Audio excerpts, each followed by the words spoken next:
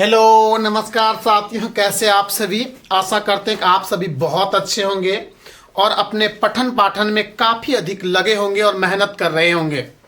तो आइए हम लोग क्लास 10th के फर्स्ट कविता को अपनी भाषा में आसानी से पढ़ते हैं और इनसे कई सारे प्रश्न एग्जाम में पूछे जाएंगे। अगर आप वीडियो के लास्ट तक बने रहिएगा तो आपसे यह प्रश्न बनेंगे भी। इनसे जो ऑब्जेक्टिव पूछे जाएंगे वह भी आपसे बनेंगे। तो आपको पता है साथियों कि जैसे कि किसी भी एग्जाम में पहले आजकल के एग्जाम जितने भी होते हैं उसमें राइटर्स परिचय से कई सारे प्रश्न देखे जाते हैं। तो आइए हम लोग पहले राइटर्स परिचय के बारे में पढ़ते हैं। और कविता का नाम है राम नाम बिनु बिरथै जगी जन्मा, और दूसरा स्टेंजा इसका जो नर दुख में दुख नहीं माने। इसके लेखक गुरु नानक जी है और वह बताते हैं कि कैसे लोग को दुख में दुख नहीं मानना चाहिए, क्या करना चाहिए, राम नाम लेना चाहिए, इसके बारे में बताएंगे कविता में। तो आइए पहले राइटर्स परिचय के बारे में जानते हैं। तो कवि गुरु नानक का जन्म 1469 में तलवंडी लाहौर में होता है।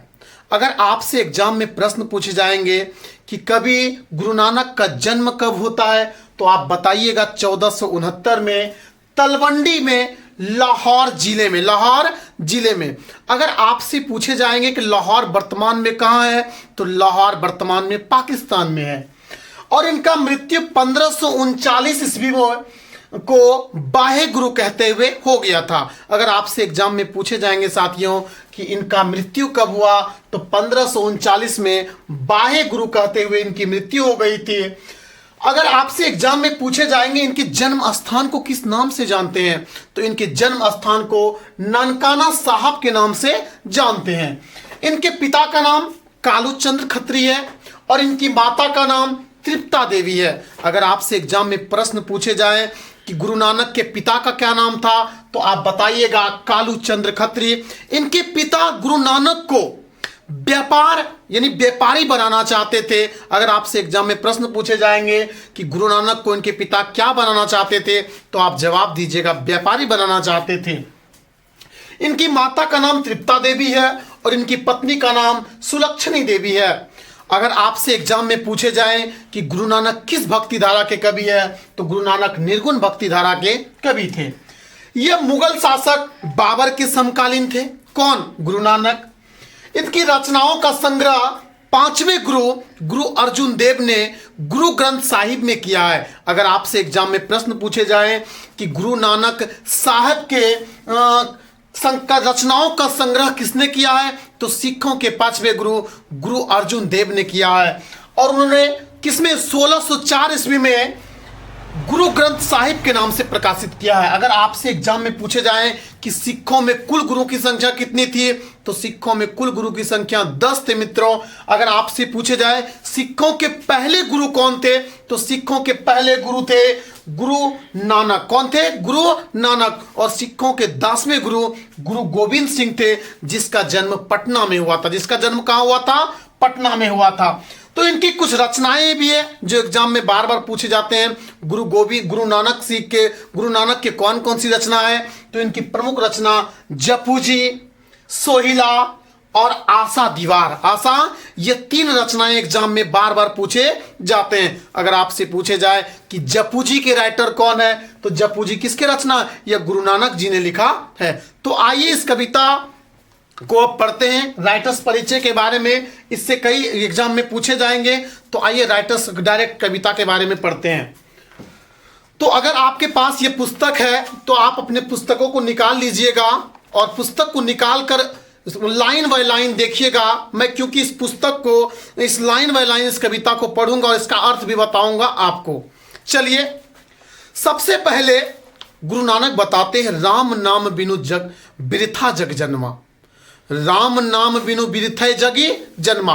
पहला स्टेंजा, क्योंकि इस कविता की 2 स्टेंजे हैं। पहला स्टेंजा राम नाम बिनु बिरथै जगी जन्मा और दूसरा स्टेंजा है जो नर दुख में दुख नहीं माने। जो नर दुख में दुख नहीं माने। तो आइए पहले स्टेंजा को पढ़ते हैं। गुरु नानक बताते हैं कि राम नाम बिनु बिरथै जगी जन्मा। गुरु नानक बताते राम का अर्थ होता है राम साथियों, नाम का अर्थ नाम, और बिनु का अर्थ होता है बिना, और विरथय का अर्थ होता है व्यर्थ, और जगी का अर्थ होता है संसार जग, और जन्मा का अर्थ होता है जन्म लेना। गुरु नानक अपने पहले लाइन में लिखते हैं कि राम नाम बिनु विरथै जगी जन्मा। वैसा व्यक्ति जिन्होंने इस जग में जन्म लिया है, इस जग में जन्म लिया है, अगर वह व्यक्ति राम के नाम का जप नहीं करता है, अर्थात राम के नाम का गुणगान नहीं करता है, तो उनका जन्म लेना इस जग में, इस संसार में व्यर्थ है। लेखक अपने पहले लाइन में इस तरह की बातों को लिखते हैं। तो आइए दूसरे लाइन में बताते हैं। बिखू खाबे बिखू बोले बिनु नाबे निह फलू माटी भ्रमना। लेखक बताते हैं कि जो व्यक्ति राम नाम के जप को नहीं करता, नहीं लेता है, तो वह बिख के समान खाते भी है और बिख के समान बोलते भी है, और वह व्यक्ति इस जगत में भ्रमना का अर्थ होता है एक जगह से दूसरी जगह भटक कर वह व्यक्ति भटकते हैं, वह संसार में बिल्कुल मोक्ष प्राप्त नहीं करते हैं। यह कौन? गुरु नानक बताते हैं। पुस्तक पाठ व्याकरण बखाने संध्या कर्म निकाल करे। लेखक गुरु नानक बताते हैं कि पुस्तक पाठ वैसा व्यक्ति जो राम नाम की भक्ति को नहीं करता है, वैसा व्यक्ति संसार में व्यर्थ है। क्या है? व्यर्थ है। लेखक बताते हैं वह कितना भी पुस्तक पाठ क्यों ना पढ़ाओ, पुस्तक पाठ व्याकरण बखाने, वह व्याकरण का ज्ञाता हो, व्याकरण को पढ़ता हो, व्याकरण का बखान करता हो, संध्या कर्म निकाल करे। लेखक बताते हैं कि वह सुबह शाम आरती करते हैं, लेकिन अगर वह अपने इस जन्म में राम नाम को नहीं लेते हैं और तो वह व्यक्ति संसार में व्यर्थ है, उसका कोई वैल्यू यानी मूल्य नहीं है। आइए अगला स्टेंजा को पढ़ते हैं। बिनु गुरु शब्द मुक्ति कहाँ प्राणी, राम नाम बिनु उर्जी मरे। साथियों, गुरु नानक बताते हैं कि बिनु गुरु शब्द, लेखक बताते हैं कि अगर आपको मोक्ष की प्राप्ति चाहिए, अगर आपको मोक्ष की प्राप्ति करना है, तो बिना गुरु शब्द मोक्ष की प्राप्ति नहीं हो सकता है। गुरु नानक बताते हैं कि लोगों को मोक्ष की प्राप्ति तभी होते हैं जब वह गुरु को बनाते हैं। गुरु का अर्थ शिष्यों, जैसे मैं बता दूं, बिहार में आपको पता होगा महर्षि में ही एक गुरु है जो बच्चों को या लोगों को दीक्षा देते हैं और उन्हें कुछ मंत्र भी देते हैं और उनके मदद से लोग अपने भवसागर, अपने जीवन को पार करते हैं। तो लेखक बताते हैं कि गुरु शब्द के बिना मोक्ष की प्राप्ति नहीं होता है।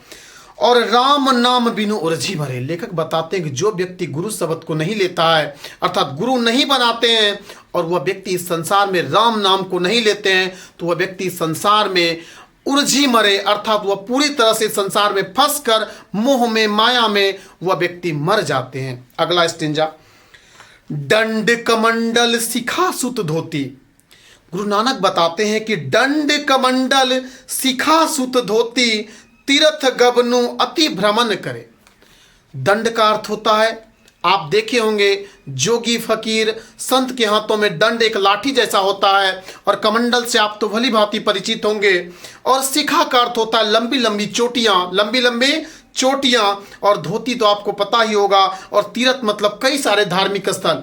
लेखक बताते हैं कि अगर आपको मोक्ष की प्राप्ति करनी है तो जरूरी नहीं है कि तीर्थ करना चाहिए। आप दंड कमंडल शिखा सूत धोती अपनी चोटियों को बड़े बड़े कर ले, या फिर अपने दंड कमंडल पूरी तरह से भ्रमण करें, तीर्थ करें, कई सारे स्थानों को घूमें, क्या पता इनसे मोक्ष की प्राप्ति नहीं हो सकता। ये कौन बताते हैं? गुरु नानक बताते। साथियों, मैं नहीं बताता, इस कविता में गुरु नानक लिखते हैं कि अगर आपको मोक्ष की प्राप्ति चाहिए तो आपको कहीं संसार के किसी भी कोने में घर में बैठकर भी आप राम नाम की भक्ति को लेकर मोक्ष की प्राप्ति कर सकते हैं। जरूरी नहीं है साथियों कि दंड कमंडल शिखा सूत धोती इन सब के दिखावे को देकर ही मोक्ष की प्राप्ति हो, यह संभव नहीं है। यह कौन? गुरु नानक बताते हैं कि अगर आपको मोक्ष की प्राप्ति चाहिए तो आप संसार के किसी भी कोने में अपने घर में भी बैठकर अगर राम नाम की भक्ति को ग्रहण करते हैं, लेते हैं, तो आप संसार में मोक्ष की प्राप्ति करते हैं। यह गुरु नानक बताते हैं। आइए अगला स्टेंजा पढ़ते हैं। राम नाम बिनु शांति ना आवे, राम नाम विनु शांति न आवे, जपी हरि हरि नाम सो परि पारे परि परे। लेखक बताते हैं कि राम नाम के बिना इस जगत में कहीं भी शांति नहीं है। अगर आपको शांति प्राप्त करना है साथियों, तो आपको राम नाम की भक्ति करनी होगी। और जो व्यक्ति राम नाम की भक्ति को करता है वह इस संसार में परे परी होता है, अर्थात संसार में भवसागर को पार करता है साथियों। कि अगर लेखक गुरु नानक बताते हैं कि आप केवल राम नाम की भक्ति के सहारे आप इस संसार में परी परे, अर्थात आप इस संसार के भवसागर को पार कर सकते हैं। आइए अगला स्टेंजा।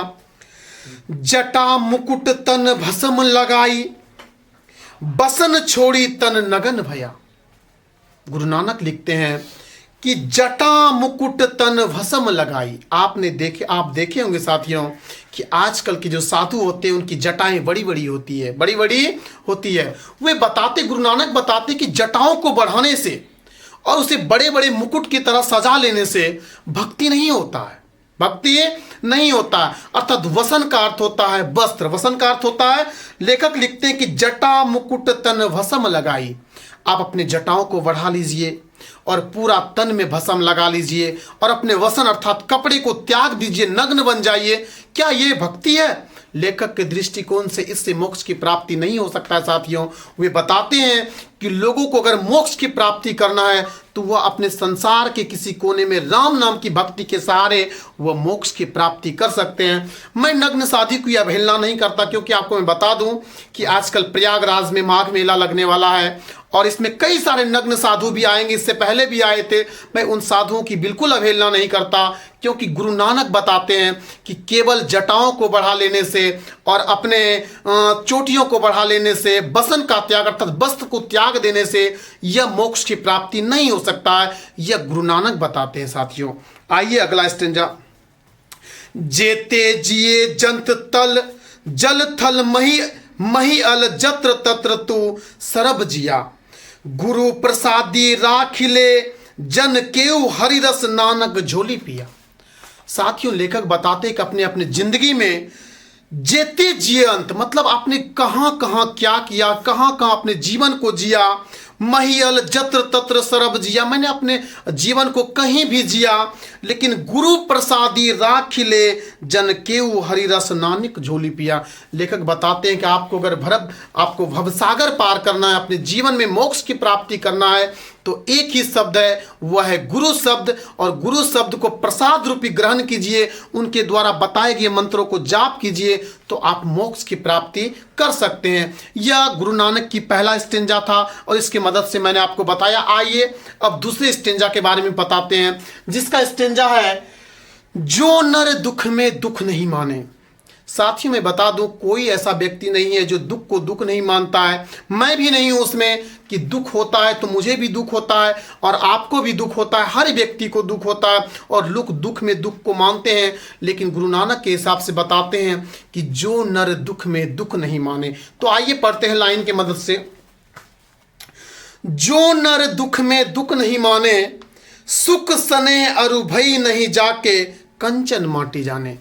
साथियों, मैं बता दूं, लेखक बताते हैं कि व्यक्ति को दुख में दुख नहीं मानना चाहिए, जो संभव नहीं है। साथियों, मैं भी हम लोगों को भी दुख होता है, तो हम लोग भी दुख में दुख को मानते हैं, सुख में सुख को मानते हैं। लेकिन गुरु नानक बताते हैं कि जो व्यक्ति दुख में दुख को नहीं मानता है, सुख में सुख को नहीं मानता है और कंचन माटी जाने, वह सोने को माटी के समान जानता है, वह व्यक्ति अपने जीवन में हमेशा खुश रहता है। लेकिन हमारे साथ, हम लोगों के साथ ऐसा बिल्कुल नहीं हो सकता है, क्योंकि पता होना चाहिए साथियों कि हम लोग के पास अगर छोटा भी सोना आ जाए तो हम लोग बहुत अधिक प्रसन्न होते हैं, खुश होते हैं। लेकिन लेखक गुरु नानक बताते हैं कि वैसा व्यक्ति खुश रहता है जो सोना को माटी समझता है। हम लोग उस श्रेणी में बिल्कुल नहीं आते साथियों, क्योंकि हम लोग सोना को सोना समझते हैं, उसे माटी बिल्कुल नहीं समझते हैं। लेकिन लेखक के दृष्टिकोण से लेखक बताते हैं कि जो व्यक्ति दुख को दुख नहीं मानता है, सुख को सुख नहीं समझता है और वो सोने को माटी के समान समझता है, वह व्यक्ति समाज में और हमेशा वह व्यक्ति खुश रहता है। आइए अगला स्टेंजा को पढ़ते हैं। ना ही निंदा ना ही स्तुति जाके लोभ मोह अभिमान। गुरु नानक बताते हैं कि वैसा व्यक्ति जो ना किसी की निंदा करे, ना ही निंदा, ना ही स्तुति, ना ही बड़ाई पर ज्यादा खुश हो और ना ज्यादा निंदा पर खुश हो। लेखक बताते हैं कि वैसा व्यक्ति जो ना किसी का निंदा करता हो, ना किसी का बड़ाई करता हो, लोभ मोह अभिमान वह कुछ भी नहीं करता हो, ना लोभ करता हो ना अभिमान करता हो। अर्थात साथियों, जैसे कि आपको पता होना चाहिए कि हम लोग लोभ भी करते हैं। मैं आपको अगर पढ़ा रहा हूँ तो इसका मकसद कुछ ना कुछ लोभ भी है। ऐसे श्रेणी में हम लोग बिल्कुल नहीं आते हैं। लेकिन गुरु नानक बताते हैं व्यक्तियों को ना किसी की निंदा करनी चाहिए, ना किसी के बारे में बुराई करना चाहिए, ना किसी का बड़प्पन करना चाहिए, और वह लोभ और अभिमान बिल्कुल नहीं करना चाहिए। वह व्यक्ति समाज में बहुत अधिक खुश होते हैं। हरस शोक ते रहे नियारो, ना ही मान अपमान करे।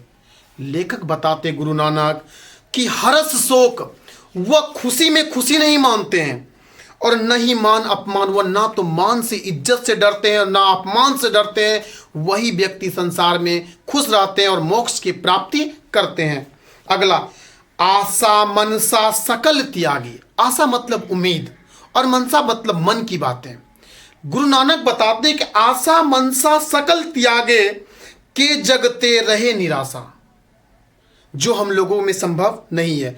आशा, हम लोग किसी भी चीज से उम्मीद करते हैं, बिना उम्मीद का हम लोग कुछ भी नहीं करते हैं। उम्मीद, मनसा, मन में आशा होती है कि अगर मैं आपका आज मदद करूं तो आप भी मेरा मदद कीजिएगा। लोग उम्मीद के मदद से ही लोगों का मदद भी करते हैं। लेकिन गुरु नानक बताते हैं कि आशा मनसा सकल त्यागे, अपने मन से आशा को, उम्मीद का, हर एक चीज का त्याग कर देना चाहिए।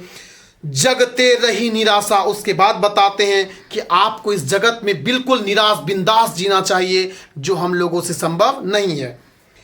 काम क्रोध जही पर से नहीं, ते ही घट ब्रह्म निवासे।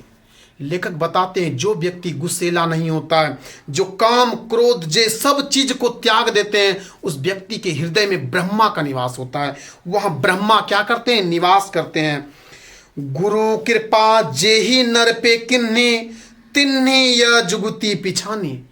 जिसके ऊपर गुरु की कृपा हो जाए, लेखक गुरु नानक बताते हैं कि आप इस संसार में अगर गुरु कृपा अर्थात गुरु प्रसाद को ग्रहण कर लेते हैं तो आप इस संसार में जग को मोक्ष की प्राप्ति करते हैं। आप इस संसार में भवसागर को पार कर जाइएगा।